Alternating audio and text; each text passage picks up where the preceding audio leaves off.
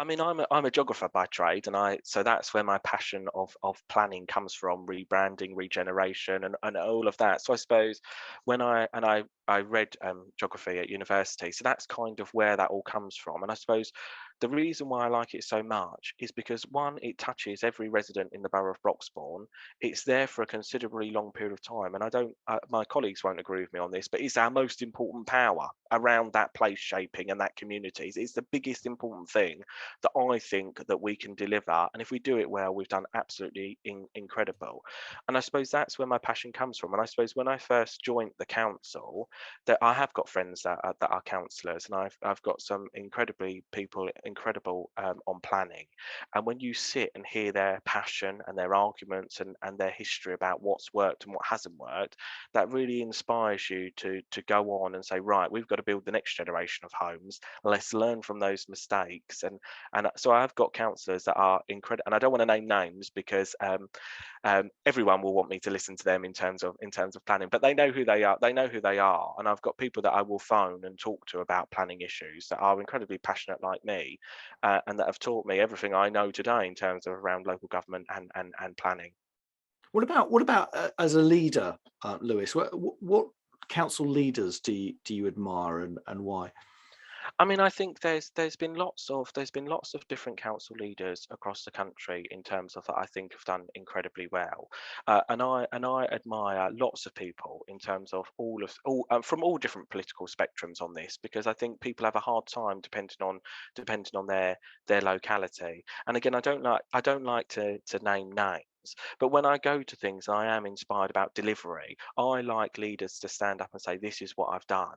And I went to the district council's conference yesterday, and there were some fantastic ideas around what the leader of Brentwood is doing in terms of their new town centre and what have you, what the leader of Breckland is doing in terms of local communities and all of that. There's some good things around what was happening in across Hertfordshire around what other leaders are doing. And I suppose the trouble is for me, I mean, my most important leader that I look up to is Margaret Thatcher. I'm a Tory through and through. I'm a Thatcherite, and I only wish I was alive to be able to vote for her in all of the general elections she stood in. So I like home ownership. I like all of that, and I suppose that's where my passion kind of started in terms of all of that. Let's open up the economy. Let's see what it can do, and that type of thing. So hopefully that gives you, without me naming names, that gives you a flavour. Yeah, it does. I'm interested in understanding a little bit more about how your upbringing has influenced your career and your outlook. And where did you grow up? What were your circumstances? So I was actually born in Peterborough, but I've lived near enough 99.9% of my life in Broxbourne. And I suppose my nans, but both of my grandparents on both sides, both granddads and nans, had their own business, worked incredibly hard, went out 9 to 5, 7 days a week, so they could get their money, get their income to buy their own home and what have you. So I learned incredibly lot around family life's important. Let's get up and go. They've all got that kind of drive, and I've got that. Let's. Sometimes life is incredibly challenging. You have to pick yourself up, dust yourself off, and on to the next thing. And sometimes that's incredibly difficult to do. Incredibly difficult to do.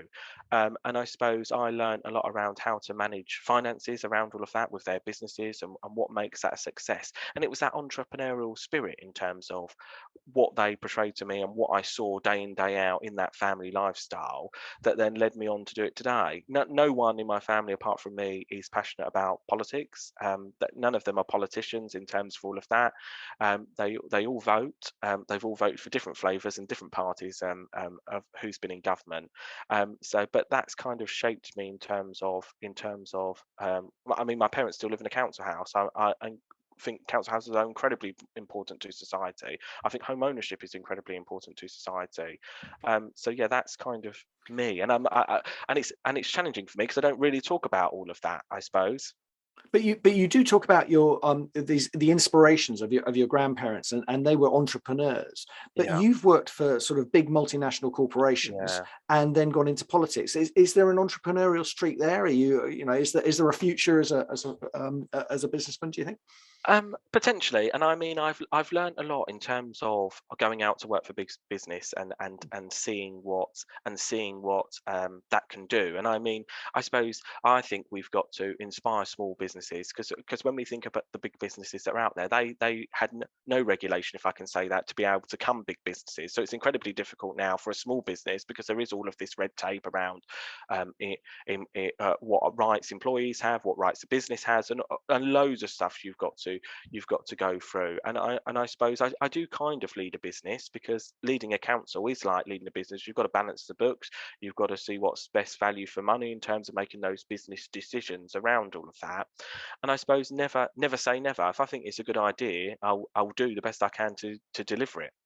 But you haven't yet. You weren't at school No, forming little trading companies of some no, kind, or I yeah, wasn't, which is odd, isn't it? Because I yeah. do like entrepreneurs and I like small businesses and I like all of that.